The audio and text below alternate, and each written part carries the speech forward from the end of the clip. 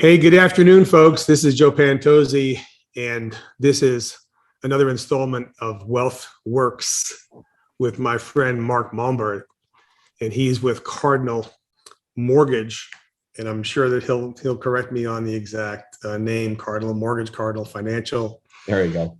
And I wanted to introduce him to my friends and clients, just on the off chance that you might need to talk to a mortgage advisor at some point in your life, whether you're buying a new property, refinancing, as he calls another alternative, delayed financing and whatnot. He's the professional in the mortgage space. I am not, but I wanted to get to introduce him to you so that you can know who he is and have his contact information when you need it. So, hey, Mark, how you doing? I'm doing great today, Joe. And, thank you for having me. And yeah, to briefly correct you, yes, it is Cardinal Financial, but no big deal there. But compliance wise, if my bosses hear that or see that, I got to make sure I get that straightened out.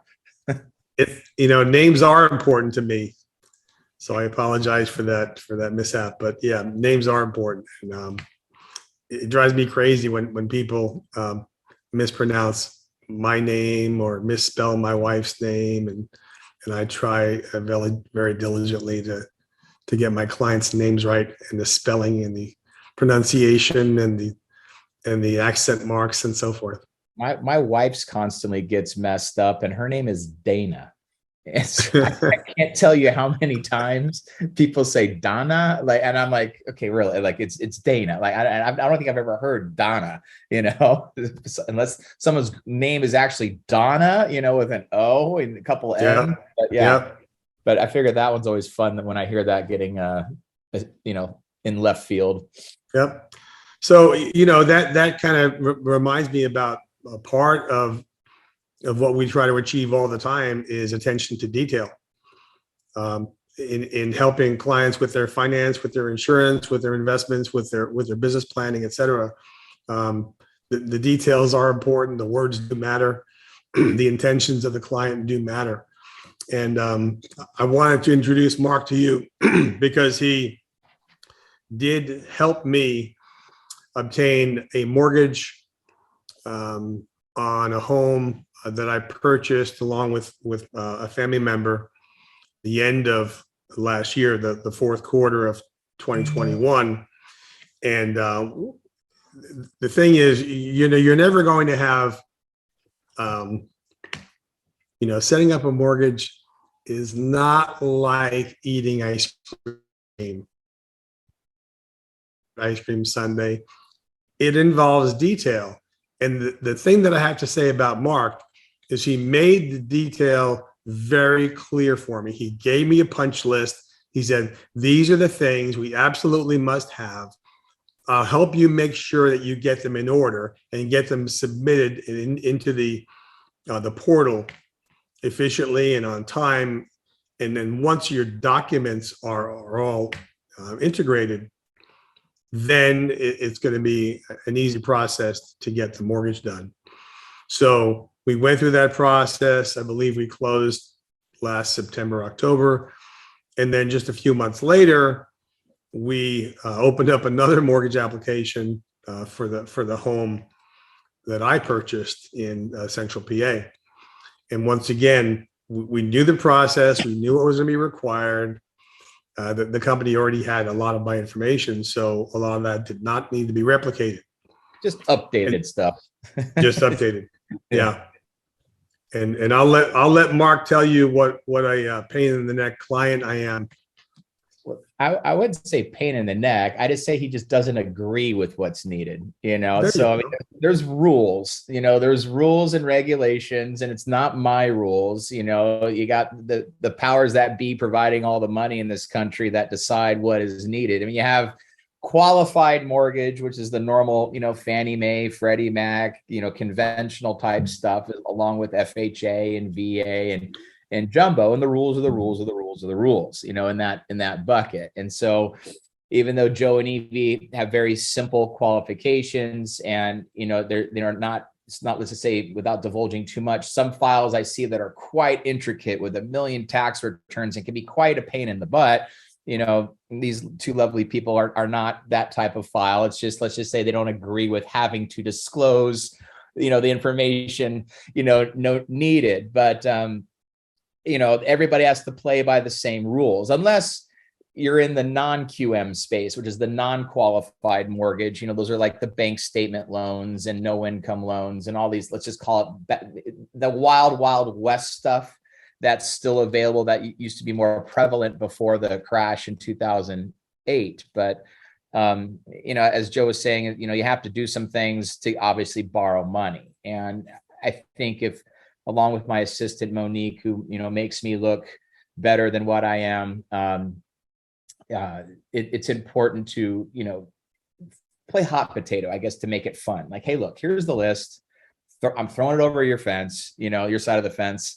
Throw it back to me as soon as possible so I can get back working on it, or I could say Monique gets back working on it, or the both of us, as a team, get working on it. But then you're done. If you do it all at once, then you're done. And all you're doing is you can sit back and relax. The most frustrating part that people have is continually having to resend stuff. But if we can stay organized and do it all in one shot, it makes it easier and more fluid. But I think enough about the process itself. That's not fun stuff to talk about. Yeah, I think the important thing for me is to have someone that I can pick up the phone, send them a text, reach out and say, listen, I'm having an issue that a mortgage company looks at a whole pile of money that I have in cash values of life insurance. Mortgage companies look at that asset differently than most of us would assume. Of course, it's better to have all those values and all that equity than not to have it. But there are just some hoops you have to jump through. I mean, look at it in the parallel with what I do. When you're applying for life insurance policy, the fact that a doctor made a notation in your file 10 years ago that the doctor should not have recorded. So, for example, when you say to the doctor, listen, doc, off the record, I've had these headaches and I've had them for a couple of years. And I just figured that drinking more Coca-Cola would solve the headache problem, but it hasn't solved it. So, but make sure you keep that off the record. Just free advice, folks. Nothing you ever tell a doctor is off the record. So when it comes to a mortgage, the documents are what they are. Your income is what it is.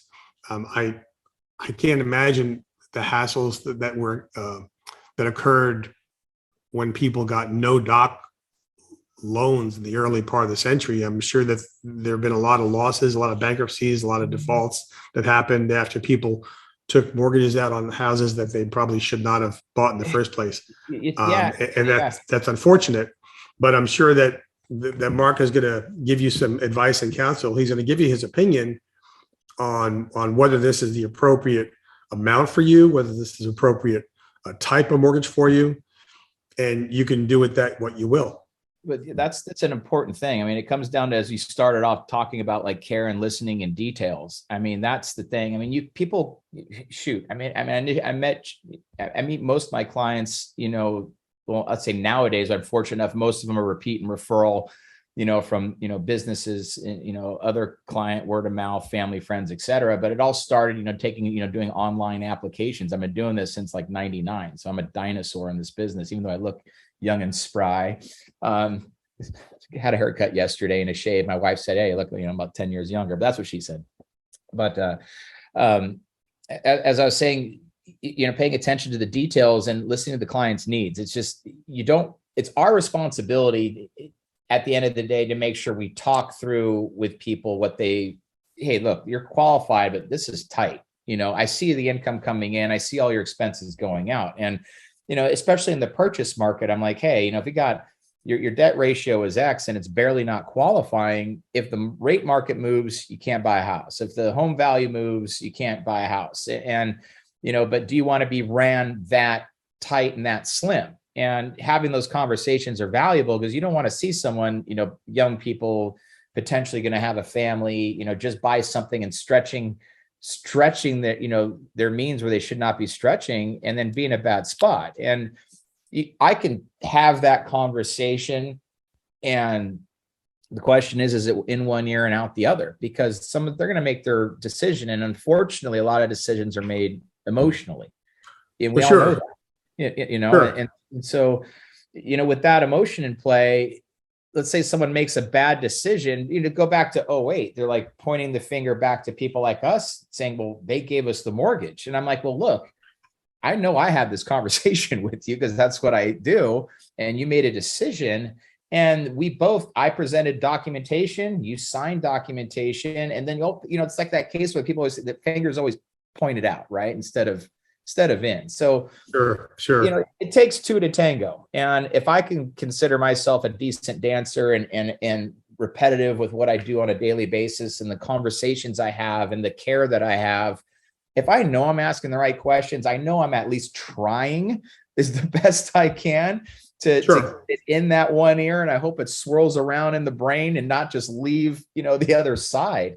Yeah. So, at the end of the day, the borrower needs to be responsible. I mean, a big part of what I do is encouraging clients to live within their means. Now, you could take that out of context, and you can take that to mean that I'm trying to get people to spend less. No, actually, I don't really care if you spend less. What I care about is that you spend less than you make. Yeah. If you make $50,000 more next year and you spend $30,000 more, and you're able to save an extra $20,000, that's fantastic. We're going in the right direction. Your savings should increase every year, not stay level. But let me get on to a couple of other points, because I want to make sure that people understand kind of who you are and what you do.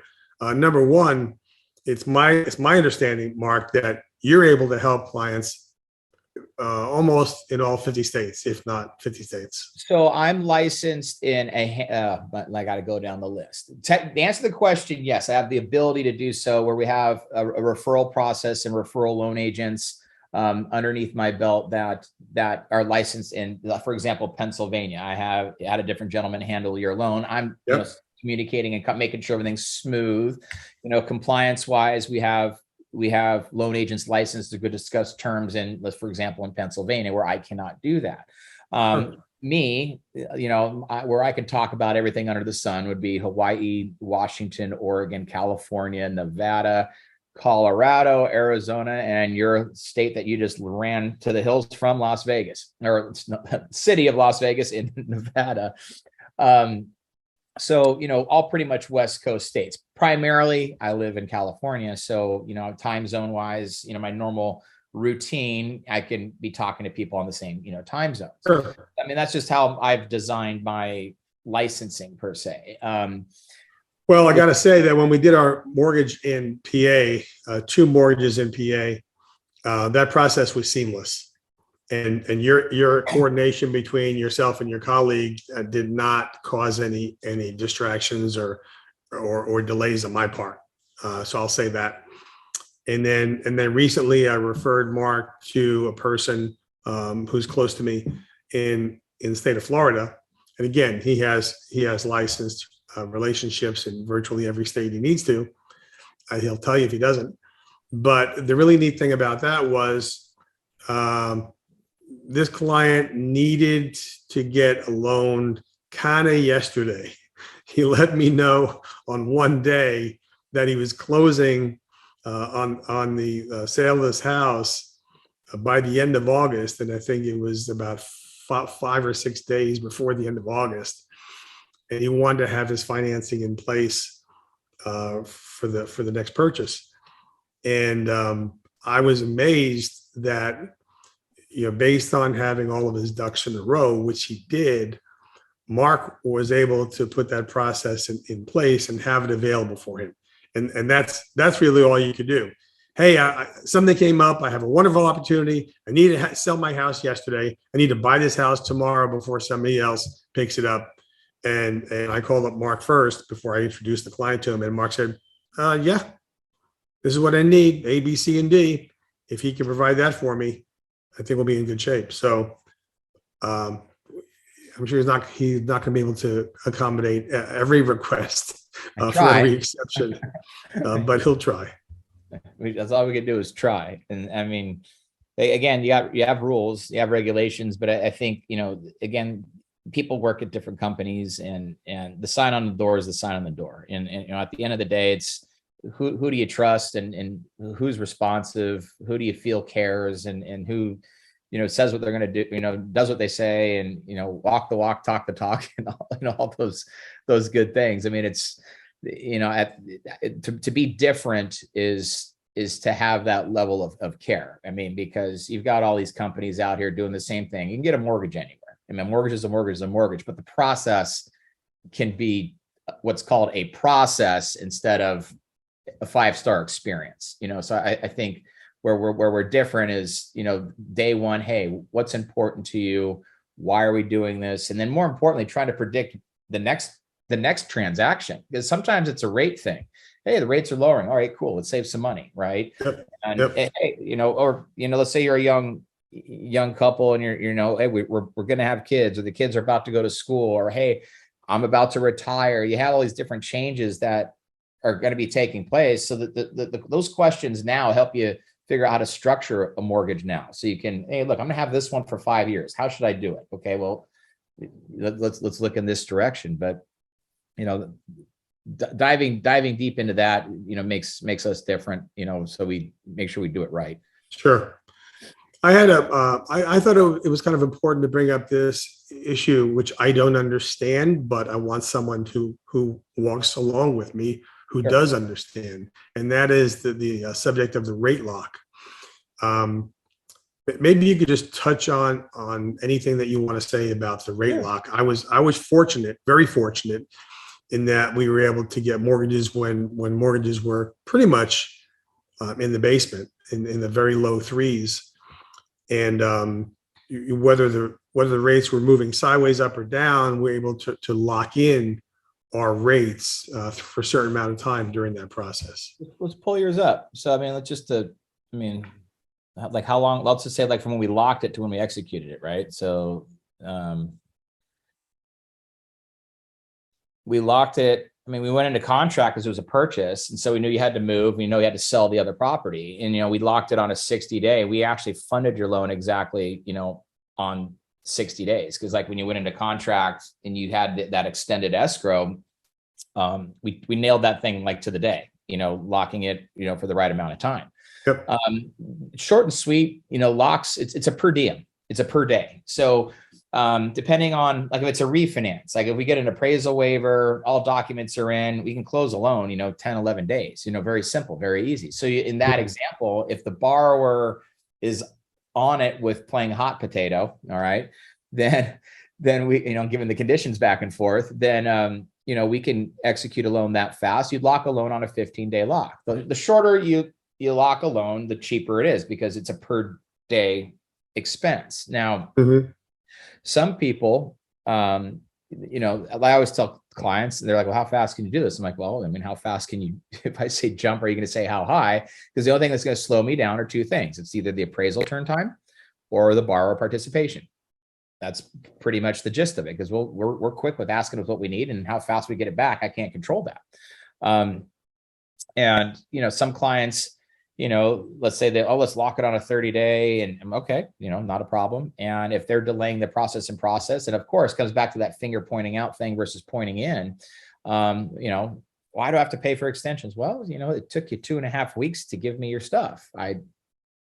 I can't control how fast you're going to throw that hot potato back over my fence. And so, then they have to pay a per diem, longer. Now, depending on the loan product, well, actually, let me just kind of rewind that real quick. It's not really about the loan product anymore, due to the market environment, the rate environment right now, with how sharp it's increasing.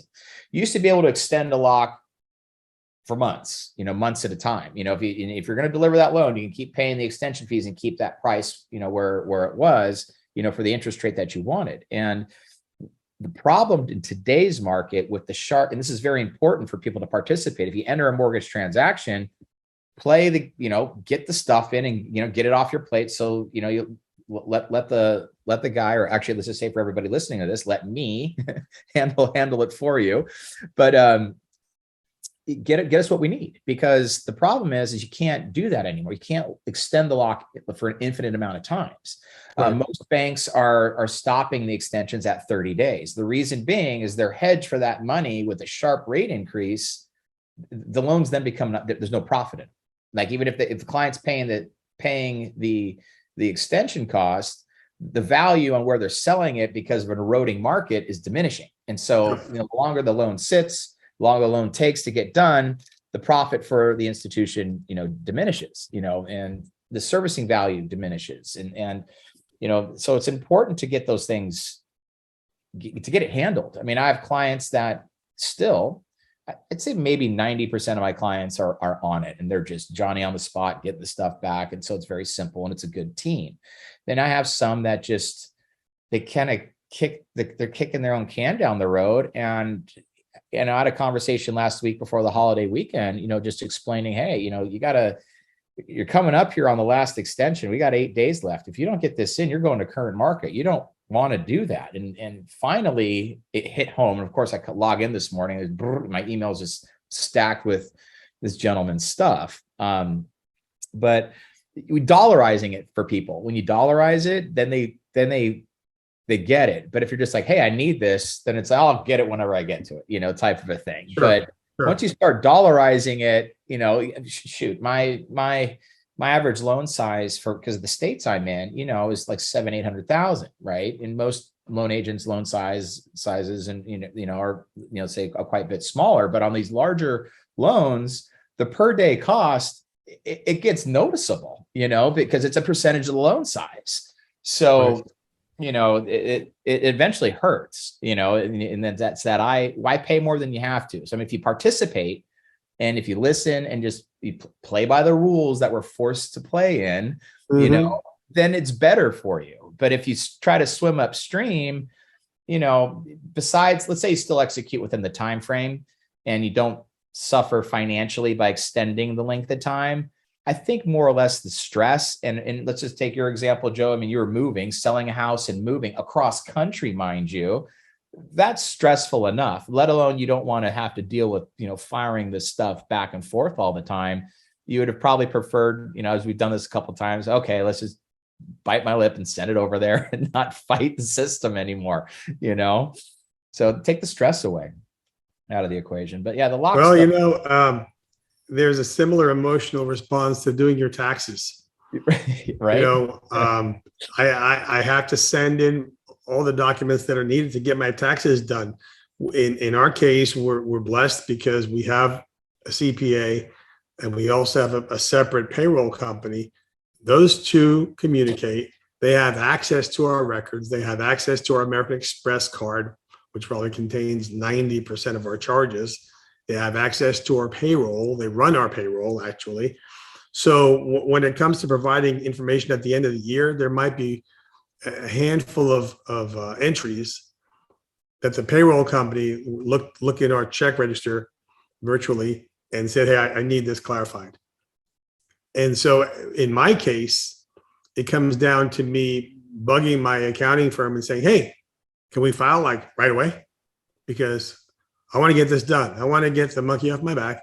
I'm ready to file. I'm ready to pay what I owe, whatever excess that I owe, because there's no way, by the way, that I'm ever going to plan my year so that I get a tax refund. Just, a note to the wise, right? Don't let the government have an interest-free loan during the year. But anyway, I want to get my documents and my records to my payroll and my accountant and have them do what they do. And it's done in a timely fashion, and I don't need to worry about it. So this is just an introduction. I'm sure that those who are viewing are going to have a lot more questions, and they can reach you. Mark, give us your contact information. I mean, the best way is my cell phone. I mean, as you know, you text me all the time and I'm, bam, bam, right back. Emails, I get a bazillion of them a day. So if you need to reach me, the cell phone is the best. And, that's area code 949 and the number is 280-4082. So I'll say it again. So in case it got garbled, 949 280-4082. And so that, text, phone call, I'm very responsive, and that's the best way to get me. But if you're an email person, mark.malmberg, and you're going to like that one here in a second, at cardinalfinancial.com. And so mark.malmberg, which is MALMBERG, at cardinalfinancial.com. Good. Well, I appreciate your being with me this morning. And like I said, I didn't want this to be a terribly structured or orchestrated meeting. I just wanted folks to meet you and have them have access to you when they have a need. So I'm happy to folks, help. if you have a need to reach out to Mark, even if you have questions and you're not about to sell your house, you're not about to buy another house, but maybe you're thinking about it in the next 3, 6, 12 months, and you want to have some questions answered so that you can be prepared when it comes time to assembling your documents, give them a call. And so you'll have less of a hassle in getting yourself organized down the road. And if you need us, we're happy to talk to you anytime, and look forward to the next time we chat. Thanks, Mark. I appreciate your being here, and look forward to the next time. Absolutely, Joe. I appreciate you having me, and I appreciate the relationship. Same here. Thanks. You're welcome.